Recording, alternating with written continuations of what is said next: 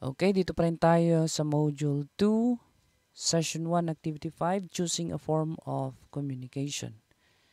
So, ito yung mga iba't ibang paraan ng pakikipag-communicate, no? So, objective, choose when to communicate verbally, electronically, or in writing. So, kailan ba natin ginagamit yung verbal communication? So, when you say verbal communication, pakikipag-usap yan ng harap-harapan, ano? Electronically, gagamit naman tayo ng gadget like cellphone or computers. In writing, eto naman, paper and pencil, no? Or ballpen. So, kailan ba natin nagagamit ang verbal, electronic, or written communication? Okay. Nowadays, there are many different ways of communicating. You may choose to write an email, send an instant message, a text message, make a phone call, or write a formal letter. This activity will help you understand the different types of communication used in the workplace, so you can choose the right form depending on your needs. So, sinasabi dyan na may mga iba't ibang paraan daw ng pagkikipag-communicate at dapat alam natin kung ano yung nararapat na gamitin natin sa ating mga trabaho, no? So, may mga iba't ibang paraan na sinabi dyan tulad ng email. Alam niyo yung email? So, sa computer yan, no? Gagawa ka ng message or letter and then isend mo lang sa email ng kasama mo. So, kailangan ng email address. Dito naman, send an instant message. Ito ay maaaring sa cellphone, text message, or pwede rin sa messenger o iba pang platform, no? Make a phone call. Ito naman, telepono or also mobile phone. Write a formal letter. Ito naman, pagsulat, no? So, yan. Write down some examples of each of the three main ways of communicating at work. So, magbigay tayo ng tig-isang halimbawa. Ayan, sa tatlong paraan ng pakikipag-communicate doon sa ating trabaho. So, verbal, written, and electronic. Kailan ba natin ginagamit yung verbal? Ano yung example ng verbal communication sa ating workplace? So, for example, like sulat nyo dyan, yung pag inutusan ka ng iyong boss na bumili ng mga materials doon sa market. So, inutusan ka niya sa harap-harapan, no? So, face-to-face yung pag-uusap nyo. So, that is verbal. Written, ano naman yan? Halimbawa yan is, for example, gumawa ka ng sulat na meron kang ino-order na product sa isang company. So, that is written. So, electronic naman, for example, yung boss mo nasa abroad at gusto niyang maiutos sa'yo. So, gumamit siya ng voice or video call para kausapin ka. So, that is electronic. So, ganun lang yan. 3 forms of workplace communication, part 1. Look at the table below and decide whether each column or each form of communication is verbal, written, and electronic. Place a check on your answer. So, dito, nandito yung format sa left column.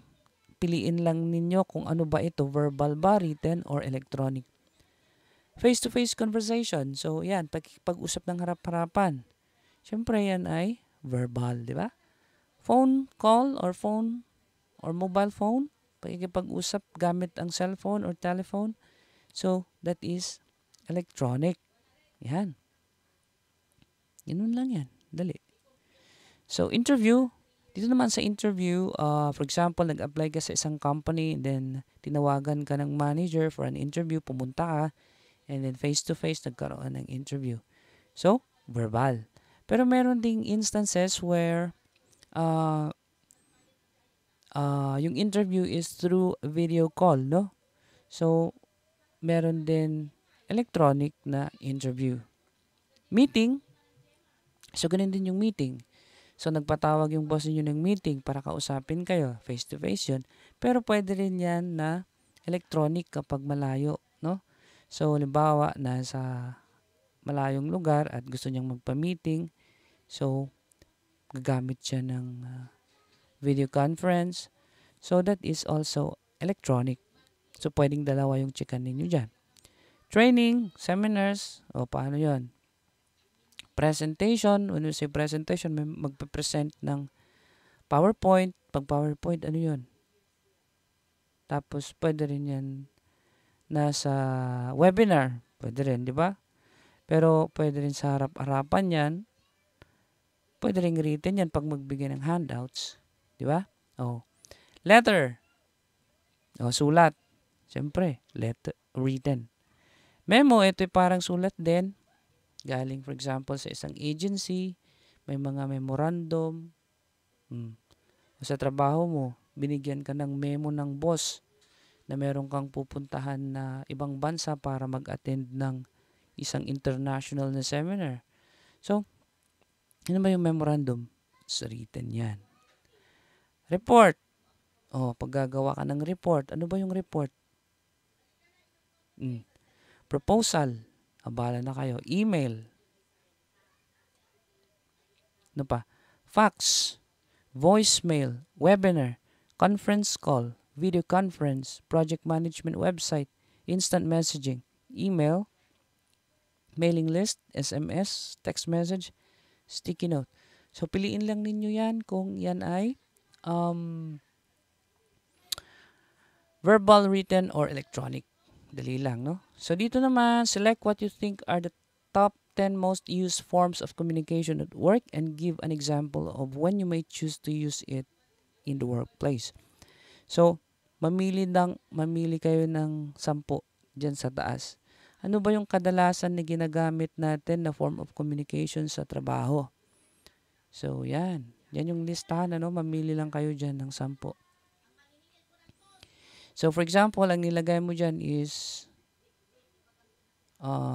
una, yung face-to-face, di ba? So, for example, itinuturo sa'yo ng boss mo, idine-demonstrate niya yung paraan ng pag-operate ng machine ng harap-harapan. So, yun, face-to-face. Ano yan?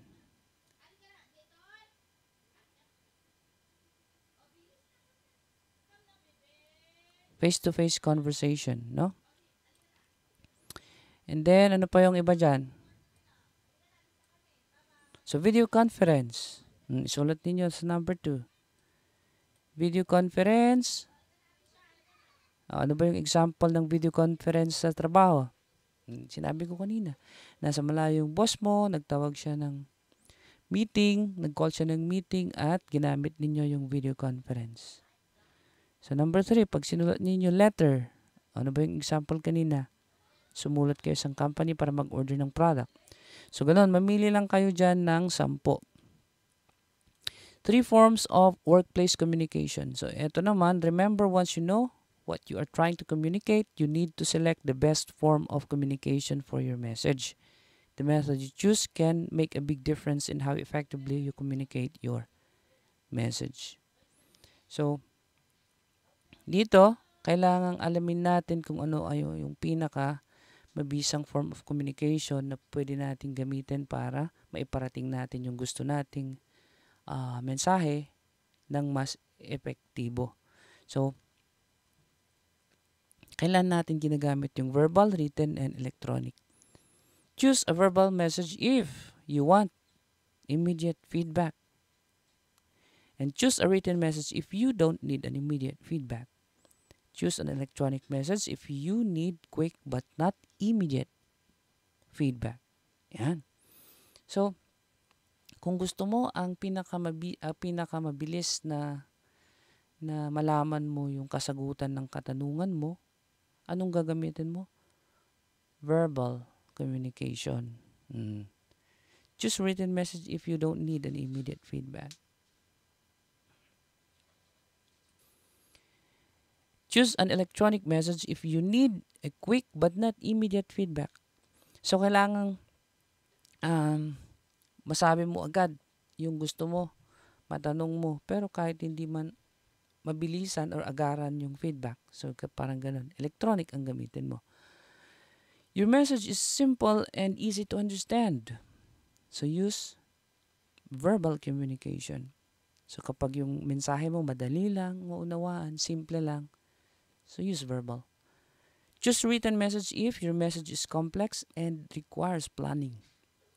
Ito kapag yung mensahe mo naman ay masyadong komplikado at kailangan ng pagplanuhan, mas maigi na written. Kasi pwede nilang balik-balikan yun pag uh, gusto nilang balikan. Pag may nakalimutan sila. Okay. Choose an electronic message if your message is simple but you're physically separated. Ito, yung message mo ay simple lang pero nasa malayo kang lugar. So, use electronic message. So, ganun lang yun. You don't need a written record of the interaction. So, kung hindi mo kailangan ang na-record yung interaction, na dokumentado yung pag-usapan ninyo, verbal, no? Pero dito, choose a written message if you need a written record for your files. Kung gusto mong madokumentuhan yung documented yung usapan, so mas maigi na written. So, you need an electronic record. Pwede rin i-record yung through voice recorder. So, electronic. Ayan, at mga iba pa, basahin na lang ninyo. Okay, dito naman tayo. Imagine the results for the following scenarios. Write down adjectives to describe the feelings of your colleagues and draw their related faces beside the adjectives. So, dito naman may mga iba't ibang sitwasyon. I-describe ninyo yung nararamdaman ng kasama ninyo sa trabaho at i-drawing ang kanilang reaksyon. So, for example, dyan is happy. So, nag-drawing siya ng smiley. Okay, dito. Number 1, you want to solve a problem or make a decision. You sent a long email to your colleague. So, ano sa tingin mo ang mararamdaman ng kasama mo, no? So, sinendan mo siya ng mahabang email. Happy ba siya? Sad ba siya? Excited ba siya? Galit ba siya? Mad ba siya? So, isusulat mo dito rin yung kanyang reaction, i-drawing. Number 2, your message is simple but you're physically separated. You requested for a conference call. So, ano ang mararamdaman ng mga kasama mo? Are they happy? Are they excited? Drawing mo yung reaction dyan. You want immediate feedback. You walk into the office room of your supervisor. So, kailangan mo ng agarang sagot. Punta ka sa room ng iyong supervisor. Anong mararamdaman ng supervisor? Happy ba siya?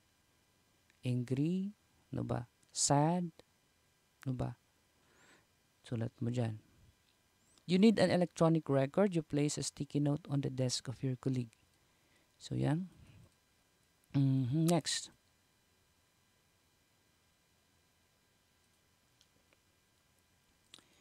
Dito naman, for each type of communication, there are 2 examples of how and when to use that form of communication. Write 3 more examples for each form. So, merong 2 example dito. Ngayon, ang dagdagan mo lang, no? So, verbal, you call a coworker to see if they can come and help you solve a problem. Siyempre, tinawagan mo yung kasama mo para matulungan ka sa isang problema. Verbal yun. You write a letter inviting people of an event. Written. Use Skype to ask your coworker a quick question. So, dito magbigay pa kayo ng mga halimbawa kung kailan nagagamit yung verbal, kailan nagagamit yung written, kailan nagagamit yung electronic. Iba pang mga halimbawa dyan, ano? Okay, so that's the end of session 1. Yan.